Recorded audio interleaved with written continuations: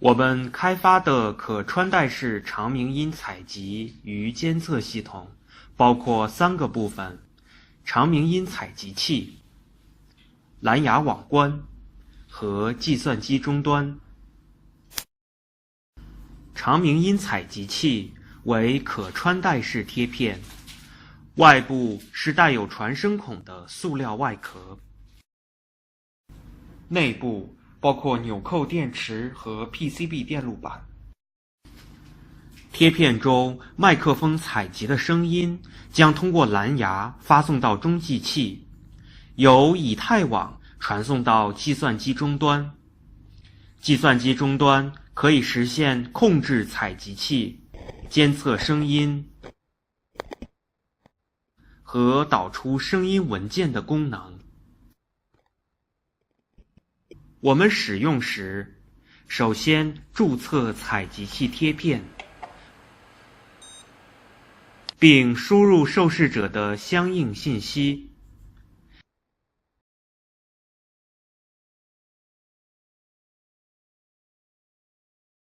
建立采集器与计算机的无线连接。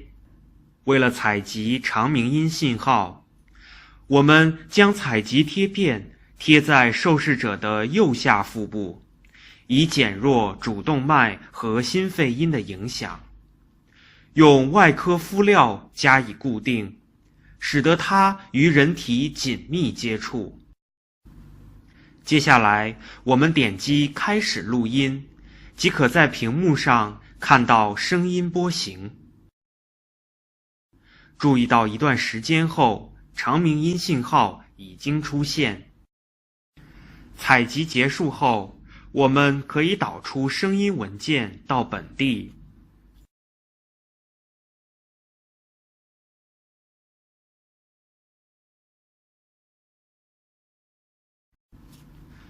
为了实现长鸣音识别和检测算法，声音文件由专业人员依据临床经验进行人工标注，其中1表示有长鸣音，0表示没有长鸣音。